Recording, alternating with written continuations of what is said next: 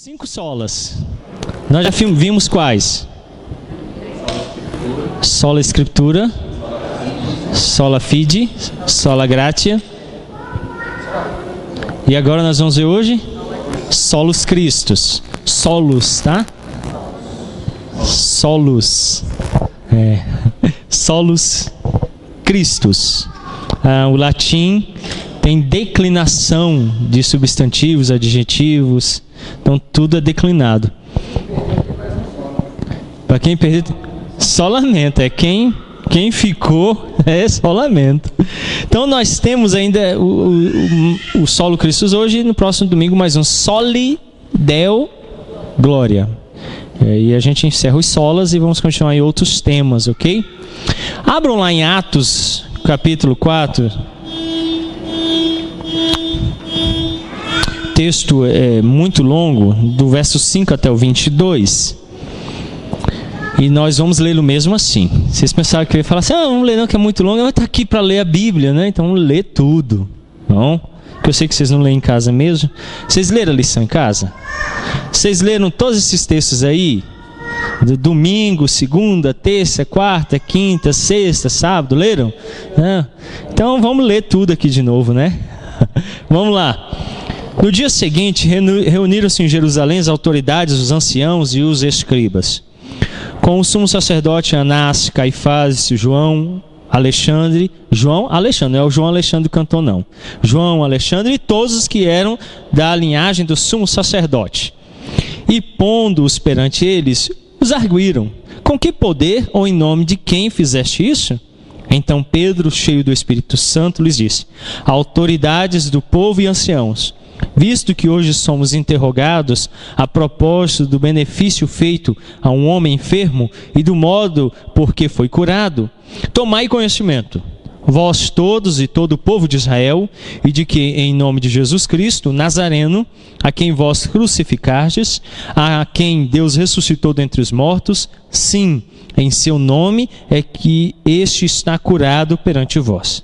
Este Jesus é pedra, rejeitada por vós, os construtores, a qual se tornou a pedra angular. E não há salvação em nenhum outro, porque abaixo do céu não existe nenhum outro nome dado entre os homens, pelo qual importa que sejamos salvos. Ao verem a intrepidez de Pedro e João, sabendo que eram homens iletrados e incultos, admiraram-se e reconheceram que havia eles estado com Jesus. Vendo com eles o homem que fora curado, nada tinham que dizer em contrário. Mandando-os sair do sinédrio, consultavam entre si, dizendo: que faremos com estes homens?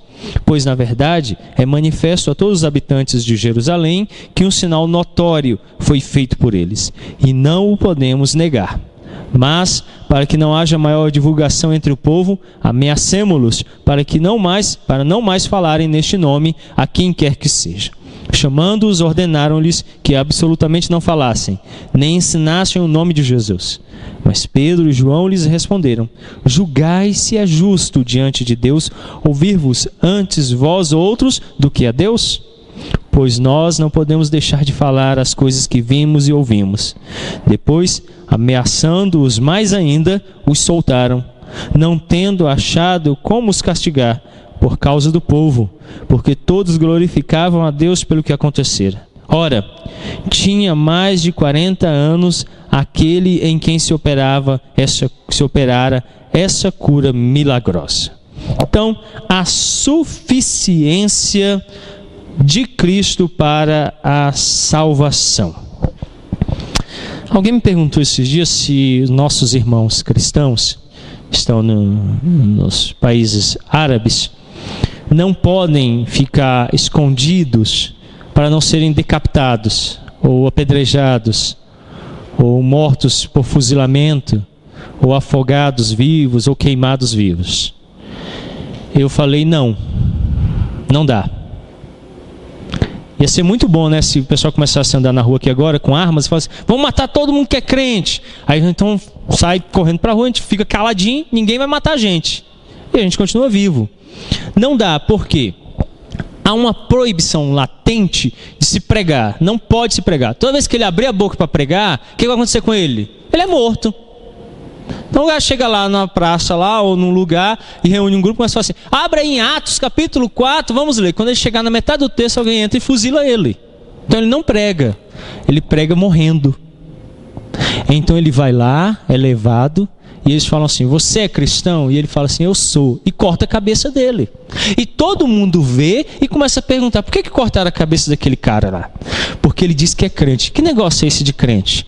Olha, eles dizem crer num tal de Jesus. Rapaz, me explica isso melhor. Porque o cara perdeu a cabeça por causa disso. Ele foi fuzilado por causa disso.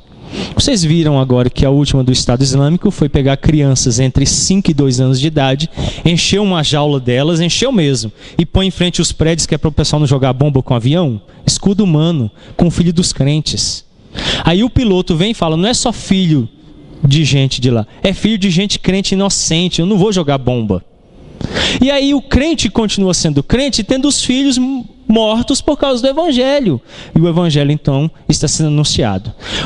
Os apóstolos são chamados e dizem assim, olha, não prega mais. Fica caladinho, não fala mais de Jesus, que tudo vai dar certo. O que eles responderam? A nós nos importa agradar a Deus do que a homens. Literalmente o quê? O que vocês forem fazer, pode continuar fazendo, que a gente não vai parar. Nós não vamos parar.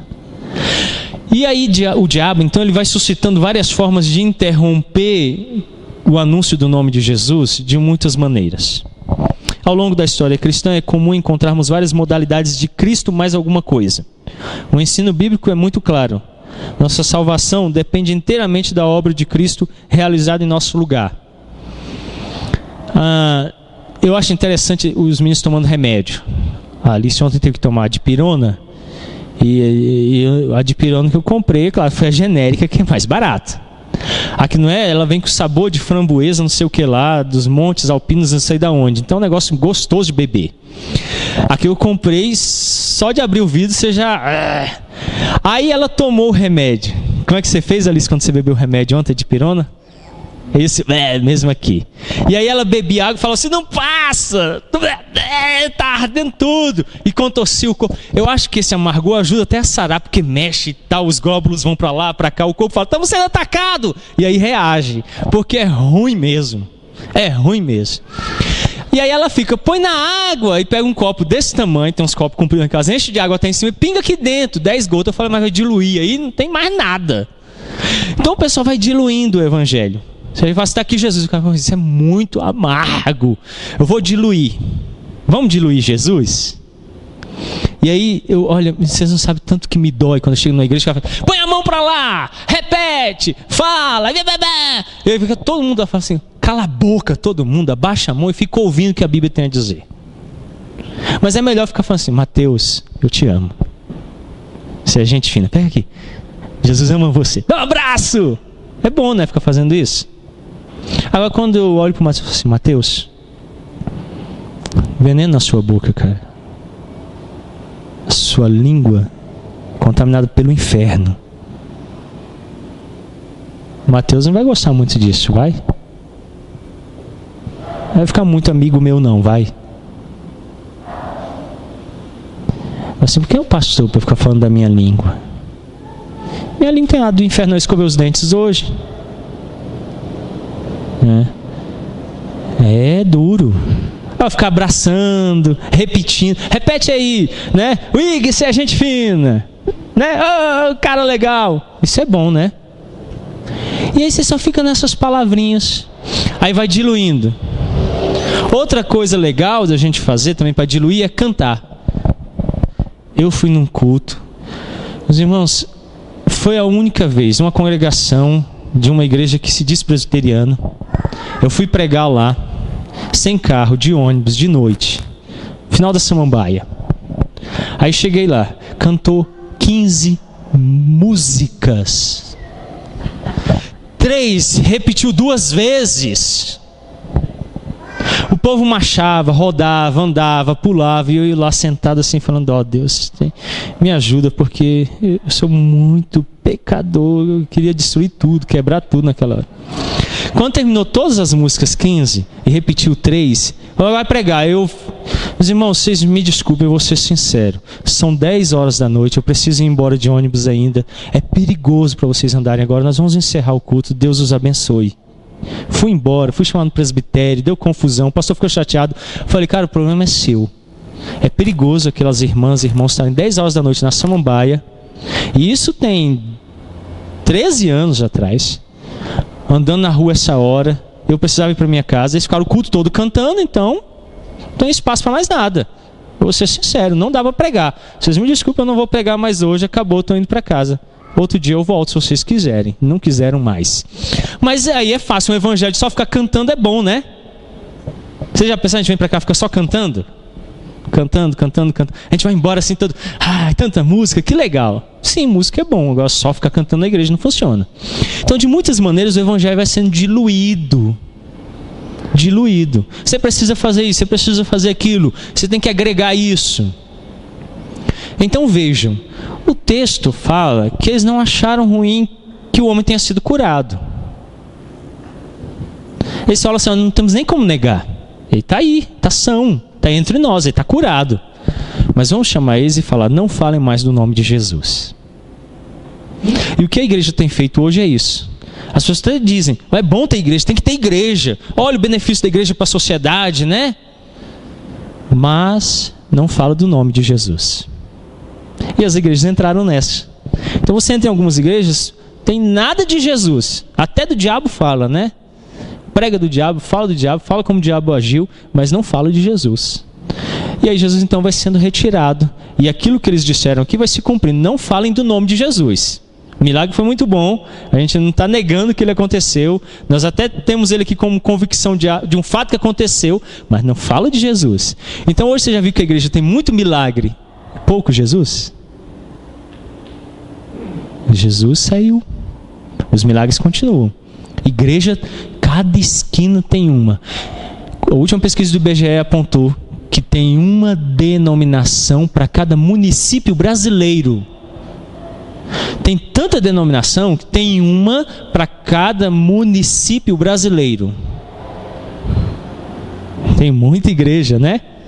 Mas e Jesus? Esse tem pouco. O anúncio de quem ele é, esse tem pouco. A salvação nele somente, isso tem muito pouco. Então continua acontecendo.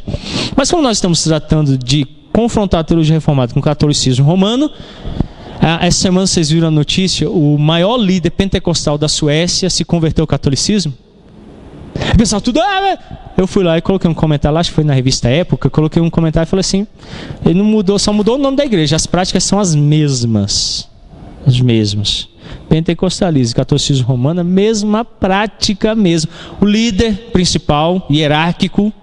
Em Roma tem hierarquia? Que isso, tem não, né? Se tem.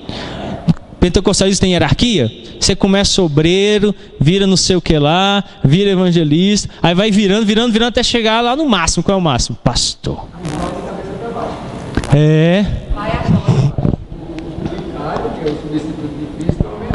E o Papa é o maior. É o maior. E aí então as pessoas vão galgando postos. E são postos autoritativos. Quando um pastor fala, o que acontece? Todo mundo cala. Quando o pastor fala, o que acontece? Todo mundo fala. Porque o pastor não tem que falar nada, é a Bíblia que tem que falar. Quando eu começar a falar, você tem toda a liberdade, Wesley, chegar aqui e falar assim, pastor, eu quero pedir uma coisa, senhor, cala a boca e prega a Bíblia. Quero saber o que você pensa. Quero saber a sua opinião, quero saber o que a Bíblia diz. Você pode pensar um monte de coisa, mas eu quero que você pregue o que a Bíblia diz. O pastor não pode falar dele, nem o que ele pensa. Se vocês souberem, eu penso um monte de coisa sobre um monte de coisa. Mas eu não tenho que falar o que eu penso. Tenho que dizer o que a Bíblia pensa. Tenho que falar o que ela diz. Então nós cremos que quando ela é fielmente pregada, Cristo está falando. Então quando um pastor abre um texto e não prega o texto, o que aconteceu? Ele está falando dele. E aí o texto foi só pretexto. E como isso acontece? Não acontece? Às vezes eu me esforço mesmo, sabe? Eu me esforço para falar assim, aonde ele viu isso aqui? Eu procuro, mas não dá. Eu já tentei usar até versões diferentes no culto, levar duas para ler de um e ler na outra, falar assim, estou tentando achar o que ele está dizendo aqui e não acho. Então o pastor fiel, ele extrai completamente o que ele fala do texto. Você consegue ver literalmente no texto aquilo que está sendo dito, explanado. E às vezes chega até a ser tolo. Às vezes eu paro e penso assim, gente, era só ler. Mas nós cremos que poderosamente o Espírito pega e naquele momento opera maravilhosamente. Então não era só ler, a gente tem que ter a pregação mesmo. Mas essa pregação precisa ser da palavra, ela não pode ser de outra coisa. Primeira coisa, Cristo mais as penitências. A doutrina romana das penitências foi uma das maneiras pelas quais a supremacia de Cristo na salvação era obscurecida. De acordo com essa doutrina, o batismo expia os pecados cometidos até o momento em que a pessoa é batizada. Para os católicos romanos, o batismo ele expia os pecados. Então o batismo ele é regenerador. No evangelicalismo a mesma coisa. Batismo salva. Aplica vários batismos para purificação contínua. Existe. Então vamos lá. O que é que vale no batismo? O que vale no batismo é a fé. Então vamos lá, eu sou João, meu nome é João A. Aí eu chego na igreja, eu não sou crente. Chego na igreja, assisto o culto. No dia que eu vim foi aniversário da igreja. Teve um almoço assim, um churrasco, comida à vontade. Aí eu fui, me chamaram, o pessoal insistiu, vamos lá e tal. Eu falei, então eu vou. Aí eu entrei lá, comi, quase morri. Aí eu falei, rapaz, tanto de coisa. Aí eu falei assim, rapaz, eu nunca comi tanto churrasco assim. Vem cá, Tiago, quanto é que é? O que o Tiago vai responder? De graça, não paga nada. Vocês já foram em churrascaria para comer à vontade e não pagar nada? É difícil, né? Ou alguém paga por você ou você paga. Mas de graça não acontece. Aí você fala assim, rapaz, mas aqui é assim. Aí, rapaz, ó, várias vezes no ano tem almoço aqui assim. Eita, não, à noite eu vou voltar então, hein? Aí à noite eu volto, chego aqui, assisto o culto e tal. Todo mundo me cumprimenta, fala comigo e tal. Eu falo, rapaz, o pessoal nunca me cumprimentou tanto assim. Ó, vamos lá, tem um bolo lá no salão. Tem bolo? Tem. Aí ele vai, né? Aí chega lá bolo, salgadinho, docinho à vontade. Ele fica impressionado que quando acabou de orar o povo não avança para comer tudo, né? Vai devagarzinho, até sobra. Aí ele olha e fala assim, rapaz, quanto que é isso aqui? Não é de graça de novo. Ah, então eu vou ficar nessa igreja. Como é que eu faço para ficar aqui? Aí ele fala, ó, tem que... Não, então eu vou batizar, eu quero ser da igreja. Aí ele batiza, entra para a igreja. Aí demora, né? Almoço todo domingo não dá, né? Aí o próximo almoço vai ser em abril. Aí ele vai passar aí um bom período sem almoço. Aí ele vai chegar assim, Suane, vou dar almoço aí hoje? Eu falo, não, hoje não tem almoço não, só a escola dominical. E tá bom, né? Mas eu vou esperar, vai que à noite, né? Aí à noite ele vem, chega à noite. E aí, Matheus, tem lanche lá no salão? O Matheus tem, depois do culto. Ele, beleza. Chega lá, creme cracker com chá de hortelã. Aí ele olha, irmã, cadê aquele salgadinho do outro domingo? Não, hoje não tem não, hoje é só o creme cracker com chá. Aí ele, só isso? No domingo tinha Coca-Cola. O pessoal nos negócios serve Dolly, vocês estão servindo Coca-Cola. Não tem, não tem não. Tá vendo? Eu entrei para a igreja pensando que ia ter comida todo domingo, não tem, né? Eu vou sair daqui. Ele foi batizado, ele recebeu o batismo, mas ele não é crente. Ele gostava da igreja, ele não tem fé. Teve efeito o batismo? Não. Mesmo que eu mergulhasse de cabeça para baixo dentro de um tanque 10 vezes, borrifasse água nele o dia todo, aspergisse, efeito nenhum. Agora chega um outro aqui, ouve um sermão e fala assim, rapaz, olha, minha língua está me colocando em tantas dificuldades na minha vida. O que a Bíblia está falando é verdade, eu não consigo controlar ela e está desgraçando a minha existência. Mas o pastor, quando orou, disse que Cristo pode me ajudar a mudar o meu falar. Pastor, como é que eu faço para ser membro da igreja? Bem, participa na classe de catequese e batiza. Aí ele batiza, crendo que Jesus Cristo vai transformar a dificuldade dele, que ele peca, que ele erra, e vai salvar ele. O batismo dele teve eficácia? Sim. Pode ser um copo, pode mergulhar dentro de um tanque, vai ter a mesma eficácia, porque é a fé. Então não é uma gota ou um tanque que muda, é a fé. Então muita gente não tem fé. Eu conheço muitas pessoas que se batizaram, perderam-se. Pouco tempo depois ou muito tempo depois saíram da igreja. O batismo não resolveu nada. Mas se ele tiver fé, o batismo tem eficácia. A eficácia está na fé. Por isso, se qualquer irmão de qualquer igreja que foi batizado, pode ser nas águas, pode ser corrente, as Assembleias de Deus definem a doutrina de que precisa ser em águas correntes, tem que ser num rio. As igrejas batistas e outras igrejas de denominações independentes dizem que tem que ser em água suficiente para cobrir, tem que ser num tanque, pode ser numa piscina, pode ser num lago, pode ser num rio. Os luteranos defendem que é por efusão, fica de joelho e derrama 1,5 litro de água sobre ele. Os presbiterianos e reformados defendem que é por aspersão. É só pegar água e colocar sobre a cabeça. É um símbolo, é um sinal de uma realidade. Para nós, qualquer um dos meios pode vir para a igreja. Para os batistas, não há possibilidade de receber um membro presbiteriano ou luterano na igreja deles ou reformado, a não ser que ele se batize de novo, mergulhando nas águas. Senão ele não pode ser membro. Nem da ceia, não pode, ele não é crente. Ele só vai ser crente, reconhecido, a partir do momento que ele se batizar nas águas, naquela igreja. Aí ele passa a ser reconhecido, senão ele não é reconhecido. Então quando você for, se ele souber que você é um presbiteriano, batizado por aspersão, você não pode nem participar da ceia. Não pode se membrar àquela igreja. Nós reconhecemos que não é a quantidade, porque não tem eficácia nenhuma no ato. A eficácia está na fé da pessoa. Se a pessoa tiver fé, é eficaz. Então, Calvino, nas Institutas, defende imersão. Ele defende imersão. Eu vejo lógica, mas como eu sou presbiteriano e confessional, e a minha confissão de fé diz que o método correto é a aspersão, eu só batizo por aspersão. Mas não tenho problema nenhum em reconhecer outros métodos. Eu mesmo fui batizado por imersão. Mas nós não nos atemos à forma como algo essencial. Nós nos atemos ao conteúdo, ele precisa ter fé. Tendo fé, houve validade. Para os católicos, o batismo salva. Então, se você for lá, se batizar na igreja católica, você está salvo. Porque ele aplica a regeneração. Ele torna você alguém salvo. Nós não cremos, nós cremos que o que salva a pessoa é quem? Jesus Cristo. Então eu posso batizar você 500 vezes. Se você não tiver fé em Cristo, você não vai ser salvo. É por isso que se alguém morre sem o batismo, o que acontece com ele? Se ele morrer crente, vai para o céu. Vai para o céu. Alguns, como os católicos, correm para fazer lá no leito de morte todo um processo que o incorpore, porque sem aquele processo ele não é incorporado. Pode ter o tanto de fé que ele quiser. Nós negamos isso.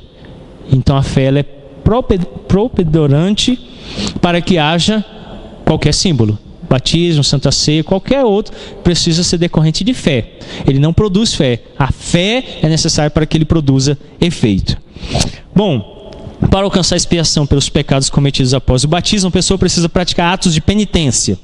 Desse modo, a penitência é um sacramento cujo objetivo é mitigar a culpa do pecador. Então, olha como é que funciona o pensamento católico. Vê se ele não se assemelha com o evangelicalismo.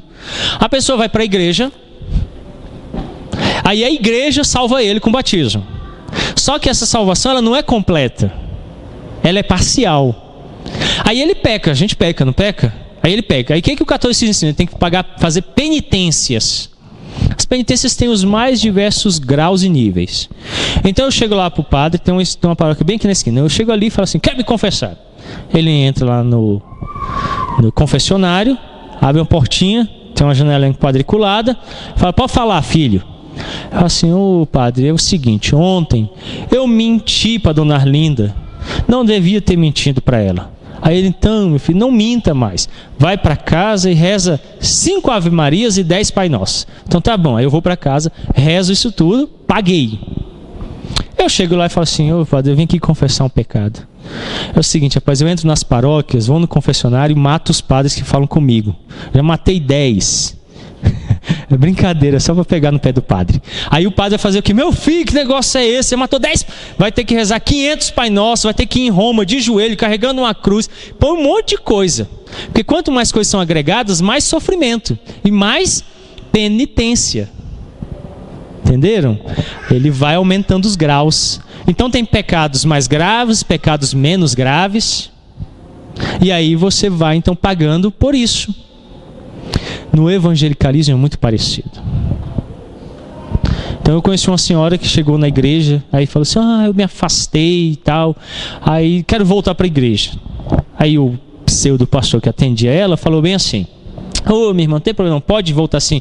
Não, pastor, é o seguinte, enquanto eu estava fora da igreja, eu fui macumbeira, fiz pacto com capeta, tive filho com 2 homens diferentes, me prostituí a vida toda. Ele, não, irmão, então tem que quebrar isso aí tudo. Você tem que vir 5 quintas-feiras para quebrar isso. Você tem que dar não sei quantos dias para acabar com isso. E começou a passar um monte de coisas que ela precisava fazer para fazer o quê? Apagar. É como se estivesse negativo e agora ela faz e fica positivo. E essas coisas que vão sendo agregadas fazem com que a pessoa tenha que pagar. Então tem que dar aí não, isso aí, se você dá uma oferta de 150 reais, está resolvido. Aí ela, eu tenho fé, eu vou dar. E vai lá, vende alguma coisa, volta e dá os 150 reais, porque o pastor disse que se desse com fé, ela estava perdoada. E aí então ela vai fazendo isso. Aqui na Samambaia, a Universal do Reino de Deus foi condenada, eu acho que em 2010, a pagar uma indenização, devolver o bem e pagar uma indenização por danos morais. O que o juiz entendeu? A pessoa foi à igreja, teve uma campanha. A campanha tinha valores determinados, fixados pelo pastor, que eram publicamente ditos e entregues no envelope. Ninguém podia depositar nem menos nem mais. Tinha que ser aquele valor. O menor valor, parece-me que era 100 reais. Essa senhora procurou e falou, olha, eu não tenho e eu quero dar. Ele disse assim, você não tem fé. Falta fé em você, e isso é pecado. Mostrou na Bíblia que a falta de fé é pecado, e é mesmo. Só que não isso aí que estava acontecendo. Aí ele falou, então você vai ter que dar a maior. E obrigou ela a dar o valor de 500 reais, que era o maior valor que tinha lá dos envelopes. Se você não der, você não tem fé e você vai para o inferno. Ela voltou para casa constrangida e falando assim, eu estou pecando. Vendeu um bem, tornou a igreja e entregou aquele valor para o pastor. E ele então disse, agora você tem fé e está salva, está tudo resolvido. Quando ela chegou em casa, o marido chegou e falou, cadê o tal? Não, eu vendi para dar na igreja. Como é isso? Questionou, ele chamou ela e falou assim, você é louca. Ela então caiu em si, eles retornaram e disse, não devolve, é nosso agora e acabou. Foram para a justiça, o juiz condenou a igreja, teve que devolver o valor e teve que dar indenização moral, porque houve constrangimento. O que rege as igrejas é uma associação é uma sociedade de livre associação, sem constrangimento nenhum. Então você tem que dar o dízimo? Tem. É obrigado? A gente vai entrar na justiça, vai para o SPC, Serasa? Não. Então se você se membrar na igreja, então para membrar você não precisa pagar nada. Começa por aí. Depois que você é membro, se você não pagar nada, você vai continuar sendo membro. É claro que vão ter disciplinas espirituais que vão conduzir você a reconhecer que aquilo é um pecado. Mas em nenhum momento, por exemplo, eu posso chegar e falar assim, manda o oficial de justiça lá na casa do Fernando e pega a televisão dele porque não deu dízimo. Aí o Fernando está lá, tranquilão, na folga dele lá, de repente, oficial de justiça, eu vim recolher um bem aqui, a igreja está requerendo um valor. Aí ele, acha que história é essa? Ele está sendo constrangido como pessoa a pagar um valor que ele não tem obrigatoriedade. E eu não posso fazer isso. A minha disciplina sobre ele é espiritual. Eu não posso agir no financeiro. Eu não posso confiscar os bens dele. Então o que esse pastor fez lá no Universal? Ele agiu no financeiro. Ele não tem legalidade para isso. Então ela estava pagando por uma coisa que não precisa pagar. Era só crer em Jesus e está pronto. Você é salva. Vai para o reino dos céus. Então hoje nós temos muito essa prática de associar a obra de Cristo ao que eu tenho que fazer para ser salvo. E aí então vão se agregando valores. Podem ser físicos ou podem ser emocionais ou espirituais. Mas a igreja tem agregado. E aí, se você não fizer isso, você não alcança graça. E a pessoa então se coloca nesse exercício terrível. A teologia reformada insiste que a salvação não é uma obra realizada em parte por Jesus e em parte pelo pecador. A salvação e tudo que está diretamente ligado a ela, como perdão de pecados, por exemplo, é obra exclusiva de Jesus Cristo. Então é muito comum hoje, por exemplo, a gente vê nas igrejas evangélicas a ideia de que você se converteu e você tem que desfazer tudo para trás. Jesus disse que não há nada que seja maior do que Ele. Então, suponhamos que antes de ter sido crente, eu tenha feito um pacto na Umbanda com o Espírito. Quando eu me converti, eu preciso desfazer isso? Automaticamente, Cristo é maior. Então, Ele já elimina tudo isso, já desfaz tudo isso, eu não preciso mais. Foi nessa que outro pseudo-pastor foi preso. Ele ia na casa das pessoas, e aí quando chegava lá, ele começava a pregar. E aí, no meio disso lá e tal, revelando e tal, ele falava assim: olha, tem alguém escondeu uma macumba na sua casa, por isso sua vida não está indo bem. A pessoa é mesmo, ele é e tal, eu vou procurar. Aí ia pondo a mão e o Espírito Santo ia funcionar. Tá aqui. Tal. Aí a pessoa, e tal, ele mostrava lá a macumba e tal, desfazia a macumba. Aí era 7 quintas-feiras ele vindo para acabar. Aí ele chegou na casa de uma senhora, Deus está me mostrando, tem uma macumba aqui, hein? Tem algum problema? Meu marido. Fizeram macumba pro seu marido, hein? Então tem que achar. Vou orar aqui e vou achar. Aí ele começava. Aí ele tá no quarto. Aí entrou no quarto. Aí quando tava lá dentro do quarto, ele: a senhora busca um copo de água? Aí ela: tá bom, foi. Aí ela: é natural ou é gelada? Aí voltou. Quando entrou no quarto, ele tava arrastando a cômoda e tirando a macumba do bolso e pondo lá. Aí ela: que isso? Aí ele: peguei no fraga, hein? Ele ia pedir água, a pessoa saía, ele tirava do bolso e colocava lá. E quando a pessoa voltava, ele afastava: olha aqui, ó, Deus mostrou. Aí, tá vendo um sapo aí? Olha o seu nome amarrado dentro da boca dele. Aí a pessoa ficava: eita, Deus mostrou mesmo, ele achou, eu nunca tinha visto isso, olha só, e enganava as pessoas. Aí ele então falava o seguinte: agora, para poder acabar com isso, eu tenho que vir 7 quintas-feiras orar na sua casa. Só que cada visita é R$50.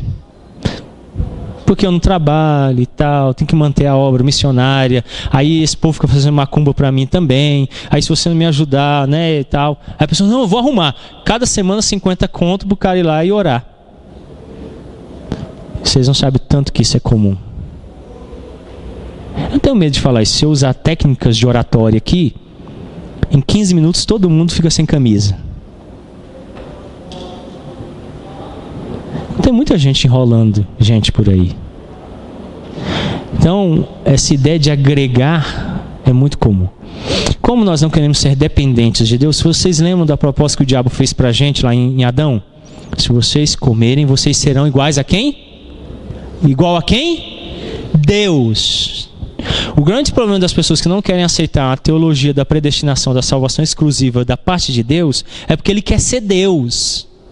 Ele não quer ser dependente. Ele quer ser Deus. Então, no mínimo, é participar com Deus. Agora, quando eu chego e digo assim, que só Deus salva, a salvação é uma operação exclusiva da pessoa de Deus na minha vida, eu não participo em nada, aí eu me tiro da jogada. E só Deus fica. E só glória é dada a Deus. E aí o homem que está vivendo na perspectiva de Satanás, de que ele é igual a Deus, não quer isso.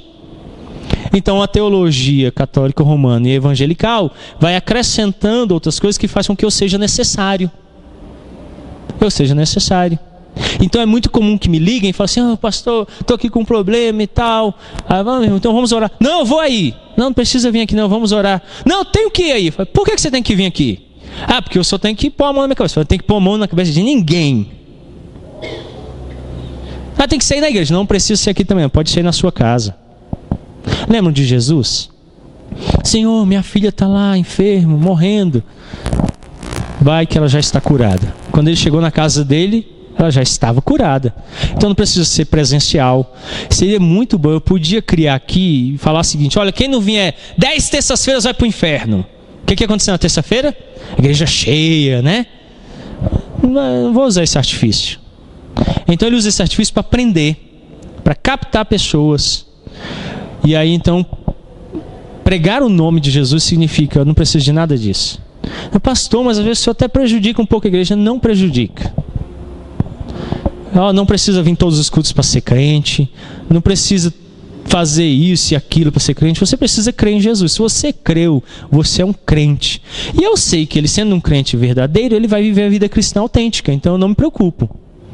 Se eu ficar colocando um monte de imposições, ele começa a viver por essas imposições e acha que isso está auxiliando ele a ser um crente. E ele não é crente por causa disso, ele é crente porque creu no Senhor Jesus Cristo. Então nós negamos que haja uma participação ou que o homem possa agregar alguma coisa à salvação. Deus não tem colaboradores na salvação. A salvação é uma obra realizada exclusivamente por Ele. Associar a ela qualquer esforço ou mérito humano é depreciar o sacrifício perfeito de Jesus Cristo, realizado de uma vez por todas em favor de todo aquele que crê. Contra a doutrina da colaboração humana na salvação, a teologia reformada grita plenos pulmões: Cristo, Cristo, só Cristo. Então, acrescentar qualquer coisa é ir contra a obra redentora de Cristo. É porque uma falta de uma teologia da aliança não permite a gente ter um pensamento muito amplo nessa direção. Por exemplo, nós fazemos sacrifícios ainda hoje de animais, sacrifício de derramamento de sangue. Sim ou não? Sim. Jesus não veio para anular a lei, ele veio para cumprir. E ele faz sacrifício perpétuo. Então, no Antigo Testamento, pegava uma ovelha, sacrificava e derramava o sangue dela no lugar do pecador. Depois que Cristo veio e morreu por nós, Paulo disse que agora ele é o nosso Cordeiro Pascual.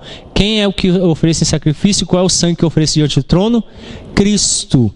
Ninguém se aproxima do Santo dos Santos sem derramamento de sangue. Toda vez que eu vou ao Santo dos Santos, sangue é derramado. Qual é o sangue? O sangue vertido na cruz por mim e em favor dos meus pecados. Eu me aproprio dessa obra redentora toda vez que eu me aproximo do Pai. Então João disse o quê? Se confessarmos os nossos pecados, Ele... Quem é esse Ele? Jesus. É fiel e justo para nos perdoar os pecados, nos purificar de toda injustiça. Eu pecava. Então... Vocês ouviram ainda há pouco que o William me chutou. Eu não fiquei parado, eu chutei ele mais 2 vezes. É pecado. Não retribuía a ninguém mal com mal. Então eu pequei. Aí eu vinha para o culto, no Antigo Testamento, sabendo que eu tinha pecado. Então eu trazia uma ovelha. Quando chegava lá, o sacerdote pegava a ovelha, me chamava, eu colocava a mão na cabeça da ovelha, o sacerdote colocava a mão também. Era um ato simbólico dizendo: os meus pecados estão sendo transferidos para ela. E o sacerdote cortava o pescoço.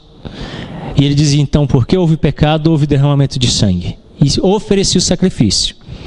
Eu não faço mais isso na ovelha. O meu Cordeiro Pascal agora é Cristo. Quando eu peco, eu vou lá e Cristo leva os meus pecados sobre si. Por isso que Ele me perdoa. Toda vez que eu peco e confesso, Ele me perdoa e me purifica. Então eu continuo fazendo em outra perspectiva, mas continuo. Por exemplo... Dizia a lei: se uma mulher for pega em adultério, o que tem que fazer? Taca pedra até matar. Apedreja. É lei. Mudou? Não. Continua valendo. Jesus não. Não, Jesus fez sim. Quem disse que ele não fez? A mulher veio, jogaram ela lá, estavam prontos para tacar pedra. O que ele fez? Quem nunca pecou, atira a primeira pedra. Aí todo mundo foi embora. Todo mundo pecou. Aí ele levanta e fala assim: mulher, vai, os teus pecados estão... Mas para que pecado seja perdoado, tem que ter derramamento? Quem foi apedrejado no lugar dela? Cristo. Por isso que Ele perdoa. E na cruz, então, quando Ele morreu, Ele grita o nome dela e diz assim: eu estou sendo apedrejado por causa do seu adultério. É por isso que ela não morreu apedrejada, porque Ele morreu por ela. Por que eu não pago pelo meu pecado? Porque Ele paga por mim. Então toda vez que eu peco, o meu pecado é pago nele. Ele é o preço pelo meu pecado. Então continua tendo apedrejamento. Só que agora eu não apedrejo mais porque as pedras vão para Ele. A lei continua se cumprindo. Toda lei é cumprida em Cristo. Toda. Então toda vez que Deus exige alguma retribuição pelo pecado, essa retribuição é dada em Cristo. Ele paga. Ele sofre. Por isso que Ele gritou desesperadamente na cruz: porque me desamparaste, porque todo o pecado da humanidade é derramado sobre Ele. Então Ele sofreu muito. Daí então, toda vez que alguém peca, Cristo é o pagamento. E é nele que nós nos fiamos. Então quando eu peco, eu corro para Cristo, porque Ele paga por mim os meus pecados. E aí eu sou justificado. Diante de Deus eu estou justo, porque foi pago o preço da minha iniquidade. Então, não há nada que eu faça para pagar. Então, outra coisa que é muito comum, o cara vai, peca, aí chega aqui na igreja, dá um dízimo maior e tal, aí você vai procurar, meu irmão, o que aconteceu? Eu sei que ele não está ganhando mais, e aí começou a dar mais. Aí eu já, não, pastor, é porque eu fiz umas coisas erradas e tal, então eu estou dando um pouquinho a mais, como se isso fosse resolver. Então de repente chega correndo aqui e fala, pastor, olha, eu vim aqui essa semana, você está precisando de alguém para orar aqui na igreja, eu estou aqui para orar todo dia. Você olha para o cara e fala assim, você nunca foi de orar, o que aconteceu? Não, é porque eu andei dando uma escapulida aí, derrapei ali, tal, e essa semana eu vou orar muito, como se isso fosse resolver. Então, a hipocrisia muito comum e que acontece de constante é as pessoas pecarem e acharem que se tomarem determinada atitude ou realizar determinada obra, isso ameniza ou mitiga o pecado e ele então fica ok. Nada pode ser acrescido à obra de Cristo. É só ela. Só a obra de Jesus. Não precisa de mais nada. Segundo, Cristo mais o dízimo. A comercialização da fé e da salvação, infelizmente, não é um fenômeno que ficou restrito à Idade Média, nem à prática romana. Isso acontece hoje, especialmente dentro de muitas igrejas evangélicas, nas quais o evangelho é oferecido por dinheiro e a salvação é trocada por dízimos e ofertas. É triste e vergonhoso perceber como a prática romana das indulgências não apenas entrou, mas foi aperfeiçoada no meio evangélico. Os vendedores de indulgências da Idade Média trocavam a salvação ou a redução das penas do purgatório por dinheiro. Os modernos comerciantes da fé vendem não apenas a salvação, sobre a qual pouco se fala nos cultos voltados à prosperidade, mas interessados nas bênçãos terrenas. Mas também relíquias poderosas como o fio da barba do apóstolo, o manto de Elias. Esse profeta devia ter muitos mantos, pois são vendidos em toda parte. Pedaços da arca da aliança, até da cruz de Cristo. Vocês já viram, esses dias, eu passo cada uma pessoa ficou amiga de um pastor presbiteriano. E eu fui ficar amigo do cabra também, entrei no Facebook dele, nos cultos na igreja pentecostal, até com a Arca da Aliança ele estava lá. Eu fico pensando assim, vocês já leram a ordem para confeccionar a Arca da Aliança? Vocês já leram lá? De todos os textos é o mais minucioso. Até os detalhes que eram frisados em madeira nos cantinhos, ele determina o tamanho, extensão, tipo de material. A melhor madeira que existia, ouro mesmo. Aí o cara faz uma de isopor, compra uma caixa de isopor no Extra, forra com papel alumínio e fala que é a Arca da Aliança. E tem gente que ainda vai lá tocar e orar. Eu olho para aquela da Bíblia e falo assim, gente, não tem comparação, é impossível comparar, não dá para comparar, não tem condição. Isso eu estou falando só da confecção. Agora, se a gente for pensar no conceito teológico, é aí que não dá mesmo nem para pensar em comparar. No Antigo Testamento, Deus não estava presente com o povo dele. Era uma promessa futura. Essa promessa se cumpriu no Pentecostes. O Espírito foi derramado. O próprio Espírito de Deus habita em nós. Eu não posso reduzir Deus a uma caixa de isopor coberta com papel alumínio. Não dá. Agora o pessoal quer colocar Deus dentro da caixa de isopor coberta com alumínio. E o povo vai lá, toca, cheio de fé, tal, né, orando lá. A caixa de isopor me abençoou hoje. Não, ainda tinha isso, mas hoje pode, porque é uma caixa de isopor. Aí eu fico, gente, quando eu li uma reportagem há muitos anos atrás, super interessante, a Santa Panqueca de Jesus em Los Angeles. A mulher fazendo panqueca, vocês já viram panqueca, né? A massa lá, que frita na frigideira. Aí a mulher ligou, a vizinha ligou, você viu a novela mexicana ontem? Ela, e tal, não sei o que, a panqueca queimou. Aí jogou dentro do lixo. Antes dela tirar o pé do pedal para fechar a tampa do lixo, ela olhou lá dentro, virou Pegou a panqueca de novo. Uma semana depois tinham 40 mil pessoas adorando a santa panqueca de Jesus. Aonde queimou ficou parecendo o rosto de Jesus. Eles colocaram dentro de um vidro com algodão e o povo ajoelhava para adorar a panqueca queimada. Aí eu li isso e falei assim, gente, como o povo é tão assim. Aí quando eu vejo o povo adorando uma caixa de isopor coberta com papel alumínio, eu falo, é igual em todo lugar, não muda, né? Não muda. Então, reduziu a esses penduricários da fé. O óleo ungido, né? Alguém fala assim, nossa, se eu ler a Bíblia na Bíblia do pastor, rapaz, ela é 3D, né? Nada, é normal, igual a de vocês, tem nada diferente. Né? O gabinete do pastor é santo, aleluia, né? Glória, que lugar maravilhoso. Não a sala comum com sofá, cadeira, mesa, livro, não tem nada diferente. Eu acho, o gabinete do pastor, a cama que ele dorme, rapaz, deve ser um negócio ungido, né? Não, cobertor, normal, cama, não tem nada diferente. Mas o pessoal quer transformar as coisas, né? Se ele pegou, vocês sabem o clerigma, que é aquele que usa na gola clerical? Ele é uma invenção anglicana. E os protestantes que inventaram, não foram os católicos. A roupa que os católicos devem usar, os padres, é batina. Aí só tem a venda lá na Paulinas. Aí eu fui lá comprar um, meu tinha estragado, fui lá comprar, a freira me atendeu, né? Um clerigma, por favor. Tem aqui. Esse foi ungido pelo Papa. Eu falei, tem outro. Aí ela, não, eu falei, não quero esse, eu quero outro. Mas o outro é mais simples. Eu falei, eu quero mais simples. Mas esse que foi o santo padre que ungiu, eu falei, o problema é dele, eu quero outro. Quanto é? Eu falei, então obrigado. Fui lá no caixa, paguei e fui embora. Mas ela estava achando que, porque não ungiu, é mentira, que não foi para Roma nunca. Foi produzido no interior de São Paulo, né? É feito de látex, então é produzido na Amazônia. Foi feito aqui no interior de São Paulo, nunca foi lá, o Papa nunca gastou tempo ungindo aquilo, mas o povo, você pegou, né? Uma parente da Elaine, da igreja do Valdomiro, e ela chegou tão contente dizendo que ele fez assim, jogou suor nela no culto, ela foi até curada. Você imaginou aqui o pastor, o santo sovaco de Jesus, vem cá, Tiago, esfrega a cara do Tiago, meu sovaco, né? O Tiago sai, hoje o pastor esfregou o sovaco da minha cara, agora eu sou mais crente. Gente, o povo cai nisso. Tem uma igreja no sul, chama a Igreja do Santo Cuspe. Ela se originou daquele texto que Jesus cuspiu, fez o lodo e curou o cego. Então o pessoal vai lá, faz filho e o pastor, tá abençoado, irmão, sai, vem o outro, né? Eu falei, quando estiver gripado, então vai ficar bem presbiteriano, aquele verde da sassa, né? Rapaz, não tem sentido.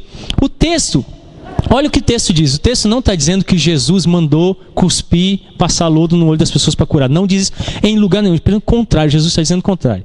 Antes, Jesus está discutindo com os fariseus. E ele então diz assim, vocês são cegos que guiam cegos. 2 vezes cegos. Aí trazem para Jesus um cego de nascença, que é cego, não pode ver. Jesus pega, você já está brincando alguma vez com terra, lama, alguma coisa que caiu no olho? Você só pode ver depois que lavar, porque enquanto tiver terra dentro do seu olho, você não enxerga. Jesus pega a terra, passa no olho do cego e diz assim, ele é cego e agora se tornou mais cego. Vai, lava no poço e você será curado. A Bíblia então diz que por causa que o cego foi obediente a Jesus, a cegueira natural e a cegueira imposta foram retiradas. É uma mensagem de Jesus contra os fariseus, que se eles tiverem fé, eles vão deixar de ser cegos que guiam cegos. Não tem ordem para passar cuspe na cara de ninguém. Mesmo porque Jesus era santo. E eu sou um cara cheio de cárie na boca. Se eu for cuspir, vocês vão ficar enfermos. Aí vem um cara me dizendo que a Bíblia mandou ele sair cuspindo nos crentes da igreja. Aí você vai falar com ele, não, Jesus cuspiu. Eu falei, não, filho, Jesus cuspiu, mas ele morreu na cruz, você vai se crucificar? Então tem algumas coisas. Aí esses penduricários tomaram conta da igreja. E eu fiquei muito triste esses dias porque eu ouvi aqui na igreja uma mandinga. Porque se escreveu o nome não sei aonde, casa. Porque se o garfo cai assim não pode. Se varrer o pé não sei o que, isso é tudo macumba. E se continuar esse tipo de pensamento, vai ser disciplinado por feitiçaria. Apocalipse é bem claro, os feiticeiros não entrarão no reino dos céus. Se você acredita que pôr guarda-chuva não sei aonde, ferradura pendurada não sei o que, garfo virado não sei aonde, isso é tudo macumba. E vai ser disciplinado por feitiçaria. inaceitável. Então não tem prego ungido, não tem óleo santo, sabe? Esse negócio de ungir, eu sempre fiz isso no meu ministério, sempre. Aí eu falo, pastor, eu nunca vi você fazer isso na igreja. A Dona Undina até apertou o olho. Dona Undina, desde o início, e faz um bem que a senhora não imagina. Na salada, unge com óleo e azeite, é uma maravilha para a saúde. Todos os dias eu faço isso e dá um resultado muito bom. Agora na igreja eu não passo óleo em ninguém. Porque não existe isso. É a ideia mística do coração do povo. A Bíblia não ordena isso em lugar nenhum. Aí tem culto aí, o povo fazendo filho, o pastor jogando óleo de cozinha, soja, um fedor no final do culto. Óleo no povo que não quer comprar um óleo mais caro. E o povo lá, joga óleo, pá, né? É terrível. Tem, aí unge com vinho, unge com óleo. Ixi. Eita. Vando. Alguns não usam, alguns... Tem óleo de Israel. Mal sabem eles que a nossa lei não permite a entrada, e nem Israel permite a saída de nenhum derivado natural, a não ser que o próprio país exporte. Então eu fico falando, o cara chega essa entrevista e fala assim, nós fomos Israel, eu e os 318 pastores, e nós trouxemos água santa do Rio Jordão. Aí eu fico olhando e falando assim, rapaz, o rio secou, né? Tanta água que esses caras trouxeram de lá, para molhar esse povo. Água da torneira, o cara dizendo que é lá do Jordão. Não trouxe água de lá. Nós fomos lá e trouxemos um galho da oliveira. Eu falei assim, as árvores estão só o tronco lá, né? Porque trouxe tanto galho para o Brasil, você vai ver, nem oliveira é. Nem oliveira é. E o povo lá, ele trouxe uma oliveira. Aí você chega a estar na estante do cara, lá na casa dele. O que é essa árvore seca aqui, esse galho, filho? Não, o pastor trouxe de Israel uma oliveira. Eu falei assim, vai dar azeitona nunca, né? Azeitona vai ser uma manga ali, mas azeitona não. Porque não existe isso. Aí as pessoas vão se apegando a isso. De novo, você está vendo que em vez de ser Cristo, está se acrescentando. E aí você precisa de todas essas coisas para ter uma fé autêntica. O terceiro princípio aqui que ele apresenta é a ideia de comprar. Olha, ontem eu passei por isso. Semana eu estava até comentando com a minha esposa esses dias. A pessoa chegou e me deu um presente. Pastor, obrigado, que o senhor foi lá e tal, não sei o que. Eu falei, meu irmão, não precisa. Não, cara, o senhor foi lá, abençoou, está aqui. Aí eu falei com minha esposa assim, se cada vez que eu fizesse um ofício fúnebre, um casamento, uma coisa eu ganhasse, eu estava cheio de coisa, né? Mas eu não estou aqui para isso, eu não estou aqui para ganhar, então não se paga. Então, no catolicismo romano, ofício fúnebre, crisma, extrema-unção, tudo é pago. Tem uma tabela e você tem que pagar. Se você não pagar, você tem que fazer um documento solicitando que você é pobre e tal. E a igreja vai ver a possibilidade de gratuitamente dar para você. Mas é pago. Na igreja que não. Se o pastor, você chegar e chamar, o pastor faz seu casamento, não cobra nada. O pastor vai lá no ofício fúnebre, faz o ofício fúnebre, não cobra nada. Não tem isso. Batiza o seu filho, não cobra nada. Não é pago. Aí um casal ontem veio aqui me procurando. Eles me viram fazer um casamento há 8 anos atrás. Eu lembro que esse rapaz, quando terminou o casamento, ele passou e falou assim, eu quero que o senhor faça meu casamento, foi muito bonito e tal, não sei o quê. E ele veio atrás de mim mesmo, quando agora vai casar. Só que ele é católico romano e a moça é assim, neófita, iniciando nessas comunidades aí que existem aí. Eu falei, olha, eu não faço casamento de cristão com não cristão. Não, mas quanto é que fica então para o senhor fazer? Não cobro. Não, mas e se o senhor fizer fora da igreja, a gente pagar o senhor individualmente? Eu falei, olha, eu não faço nem se a pessoa pagar, eu não faço, não é porque a igreja me paga, então eu não faço a parte para pagar, não existe isso. Às vezes as pessoas chegam para mim e falam assim, se adestra, eu falo, adestro. Quanto você cobra? Eu falo, eu não faço mais. Não, mas e se eu pagar mais? Aí eu posso até pensar, porque é uma coisa particular. Mas a igreja não tem isso. Eu falei, não, eu não faço isso. Você pode pagar o que você quiser, dar o que você quiser. Eu não faço. É um princípio de fé. Então eu não faço. Mas eu estava disposto a dar um valor que o senhor, ele usou um termo, o valor que o senhor colocar, eu estou disposto a lhe pagar. Eu falei, não. Agora, se você verdadeiramente crê no Senhor Jesus Cristo e for membro de uma igreja cristã, aí eu posso fazer o casamento de vocês. Eu estaria à disposição aqui. Então as pessoas acham que podem comprar, que podem adquirir. Alguns dão dízimo a fim de obter um reconhecimento. Então eu vou dizer uma coisa para vocês aqui. Os únicos que veem o que vocês dizimaram são os diáconos. Eu não vejo.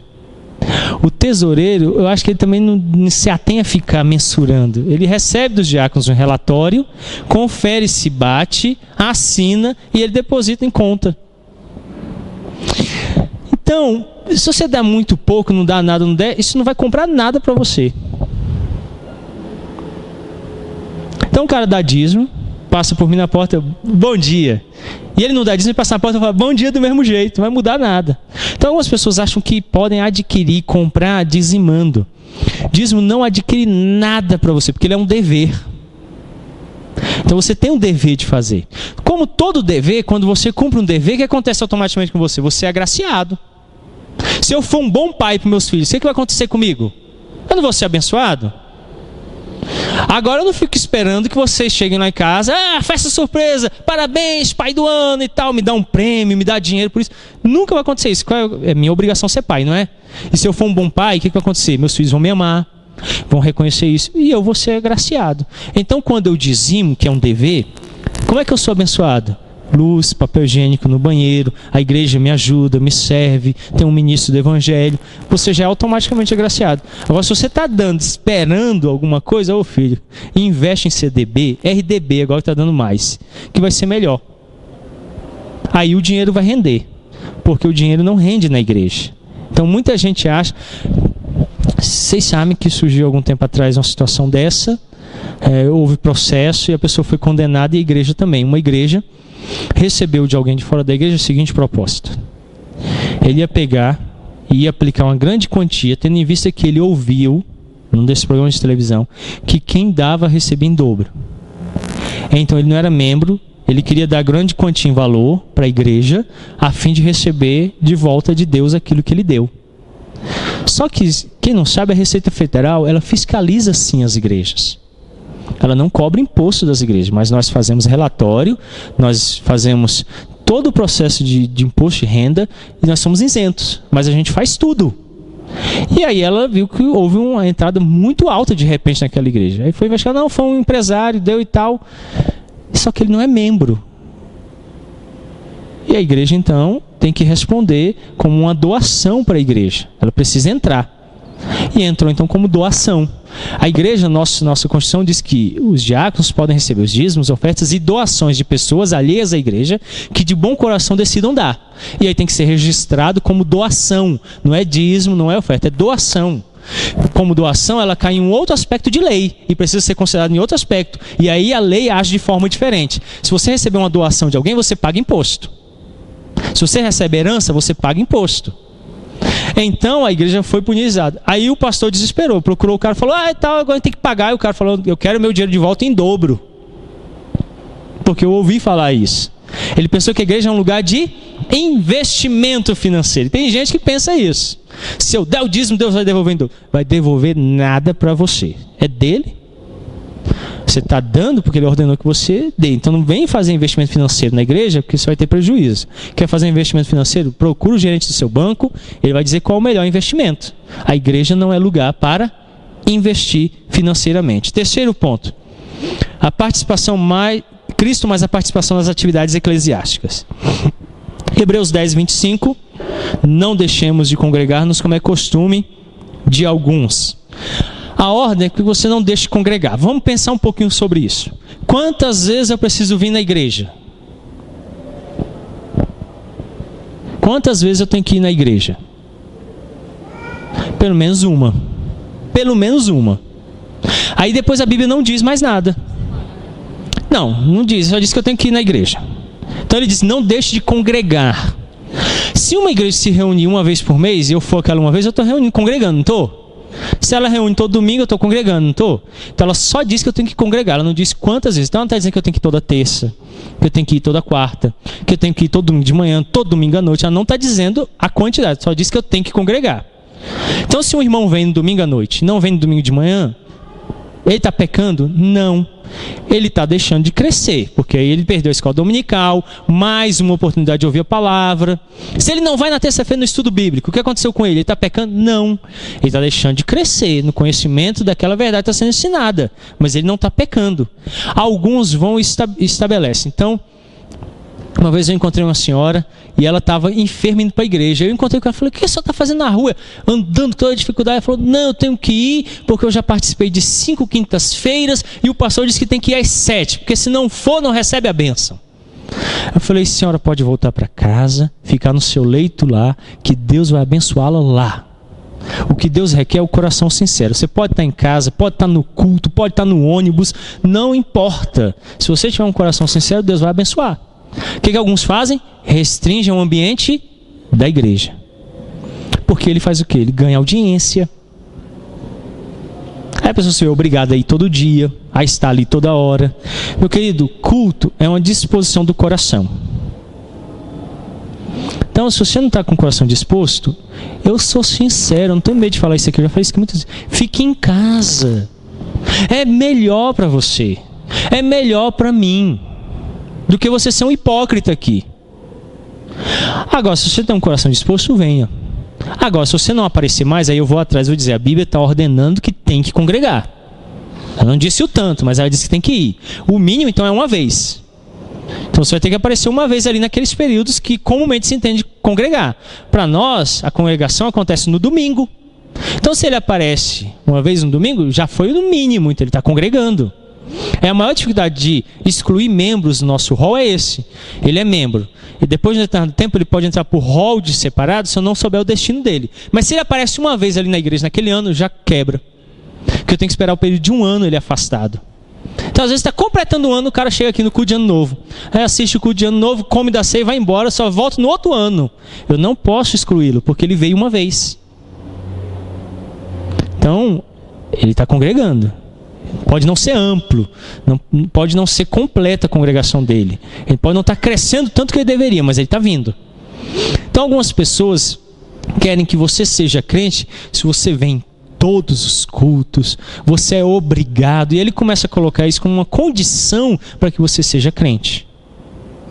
Então muita gente vai assustar, vai chegar lá no céu, vai olhar e falar assim: mas cadê aquele irmão que todo domingo estava na igreja? Veio, não, está lá no inferno.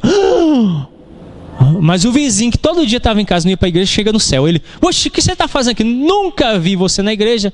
Ele fala assim: mas eu creio em Jesus. Ah, mas é assim que entra no reino dos céus, não é indo para o culto.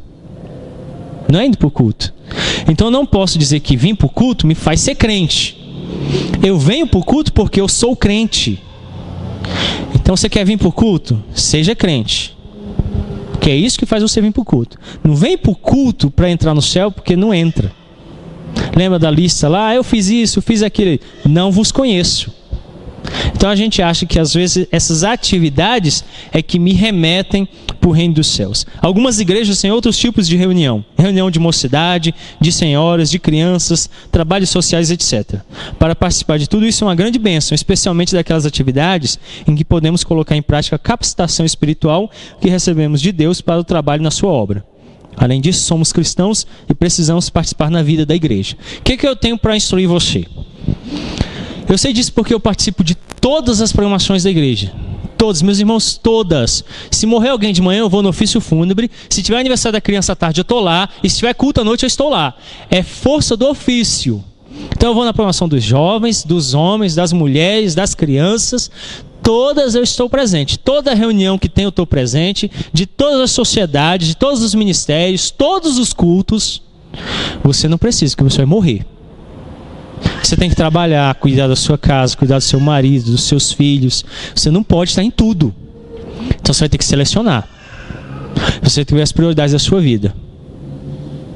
Então, ontem nós tivemos uma programação dos jovens falando sobre o jugo desigual. O Moisés, presbítero experiente, o presbítero Moisés estava no sínodo no presbitério quando eu fui para ir para o seminário. Depois eu encontrei com ele no sínodo, quando o sínodo foi dividido. Experiente. Eu não vou falar para ele que ele é obrigado a ir ouvir a palestra dos jovens sobre jugo desigual.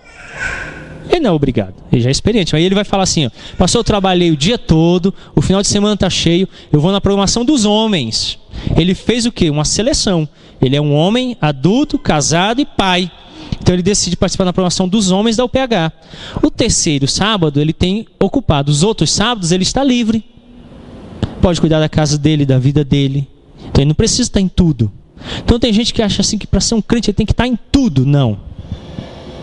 E aí ele pode dizer, olha, na semana eu vou me esforçar para ir na reunião de oração, porque eu acho importante orar, eu preciso orar. Ou eu vou na do estudo bíblico, a reunião do estudo bíblico eu preciso aprender. Então ele vai elaborar quais são os horários que ele precisa estar. Em detrimento de saber que tem horas na nossa vida que a gente precisa mais. E tem hora que a gente precisa mais de outra coisa. Agora, ele está presente em tudo, ninguém consegue. A nossa igreja preza para não ter o ativismo de atividades, aquele ativismo religioso. Então, o segundo sábado é um sábado da família. É livre, sem programação da igreja. Para que as pessoas estejam juntas em casa. Aí no primeiro sábado os jovens, o terceiro são os homens, o quarto é a SAF. Você precisa estar em tudo? Não. Se der, vai ser bom. Mas eu sei que tem afazeres que tomam o seu tempo. Você trabalha, alguns trabalham o dia todo, estuda à noite, todos os dias. Aí eu mato um membro se eu colocar ele todo final de semana para estar na igreja. Então ele tem que ter essa capacidade de dizer o que sim e o que não. Agora, quem tem essa disponibilidade, eu sei porque se eu dormir 3 horas numa noite, para mim está maravilhoso. A minha esposa não consegue, então eu sei que para ela não dá.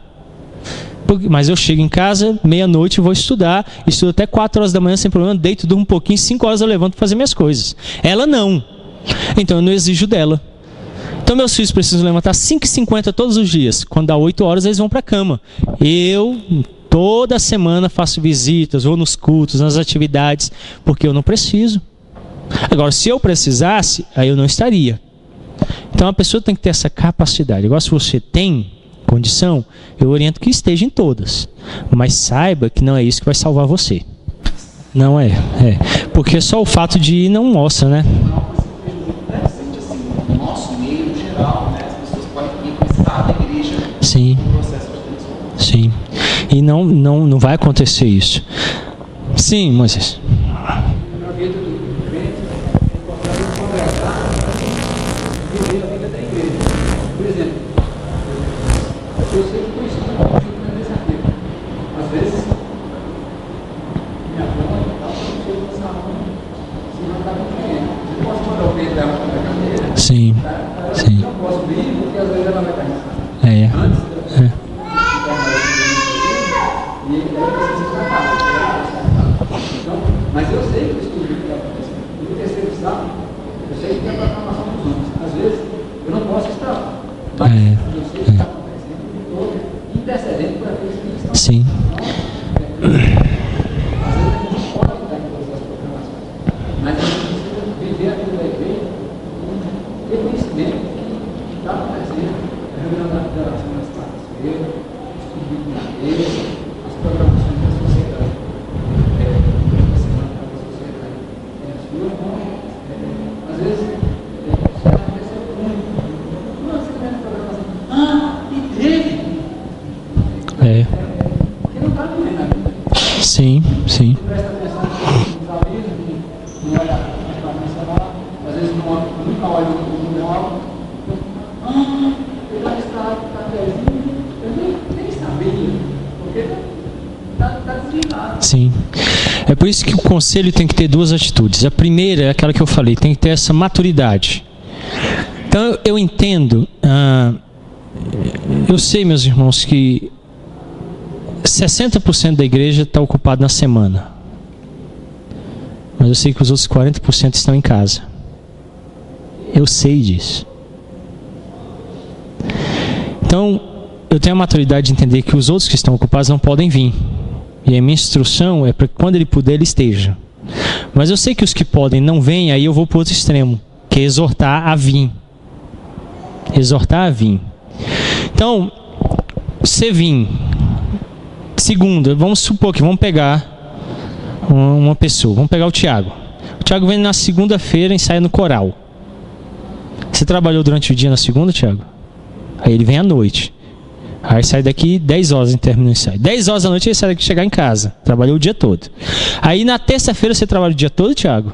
Aí o Tiago trabalhou o dia todinho, vem à noite no estudo bíblico. Sai daqui 9h30 da noite. Aí na quarta-feira você trabalhou o dia todo na quarta, Tiago? Ele trabalha em 2 empregos. Aí na quarta-feira o Tiago trabalhou o dia todinho em 2 empregos. Aí ele vai na reunião de oração à noite, sai de lá 9h30 da noite. Aí na quinta-feira, você trabalha também na quinta, Tiago? De novo, em 2 empregos.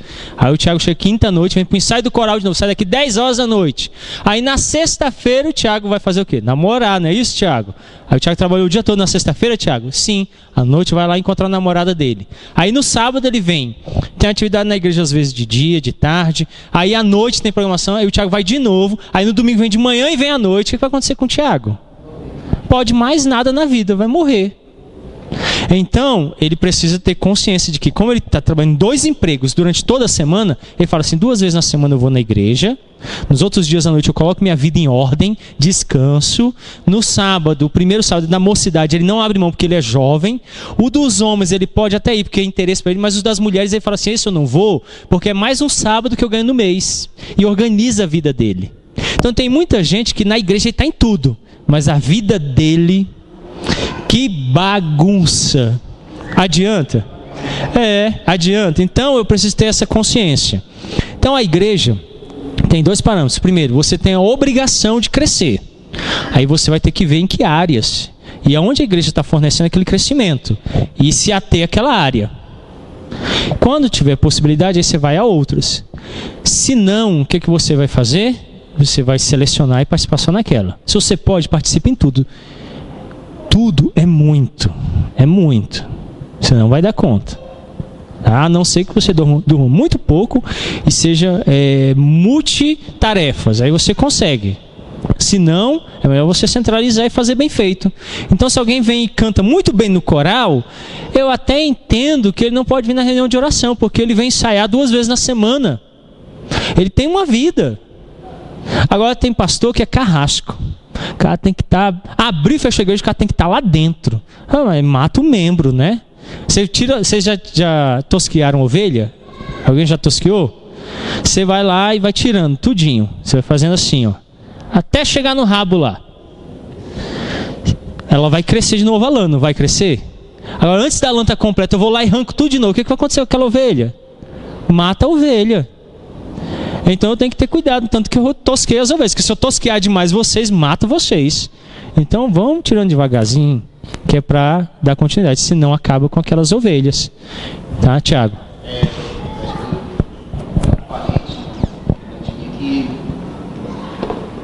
Praticamente destruiu o casamento, hoje só não destruiu, vamos dizer assim, porque vivem só dentro do mesmo lar, mas não são casados, né? Mas por isso o processo da igreja pressionar, porque essa visão de que você tem que fazer tudo na igreja, ela tirava o alimento de casa para fazer cesta básica para outras pessoas. A ponto de, enfim, o esposo, né, meu tio, ter que, assim, era absurdo. A pessoa brigava, só ficar tirando de casa para dar para as outras pessoas. Porque da igreja tem cesta básica. Mas é a gente, entendeu? E a gente fica uma coisa, uma pressão muito forte. Acredito que não seja o caso da nossa igreja, mas a gente tem que avaliar também essas questões para a nossa rotina diária, a gente observar quais são as minhas prioridades. A gente não pode entrar no ponto da pessoa também ser a pessoa vem ao domingo, assim, ela não faz parte do corpo, ela é apenas uma pessoa nesse meio aqui que nós estamos.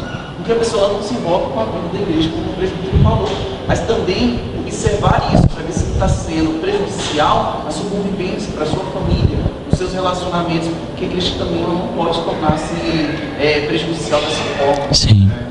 Então tem que balancear, mas chega a uns extremos que às vezes a gente não entende porque as pessoas entram, torna-se na verdade, a atividade da igreja torna-se um ídolo na vida dela também. É porque ele espera encontrar salvação servindo na igreja. Ele acha que quando ele trabalhar na igreja, isso vai redimir ele. É o desejo de agradar os outros.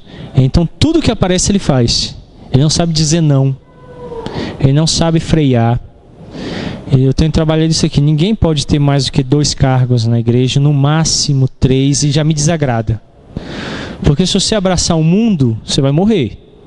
E o mundo perece junto com você. Então faça o que vem às suas mãos com o máximo que você pode fazer.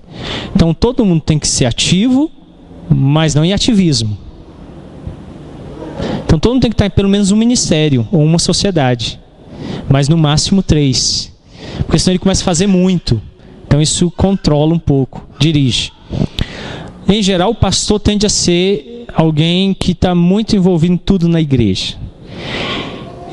Eu entendo o seguinte: primeiro, o pastor ele tem uma capacitação especial além do que os membros. Ele recebe um dom especial para isso. Então difere. Segundo, um pastor é abençoado com o fato de que a igreja, o trabalho dele e o lar dele se fundirem em uma única coisa. Porque eu não sou cristão no lar e fora, não. Vocês são cristãos no lar e no trabalho. Mas a igreja não é o ambiente de vivência de vocês. A igreja é o lugar onde vocês vêm, congregam e vão embora.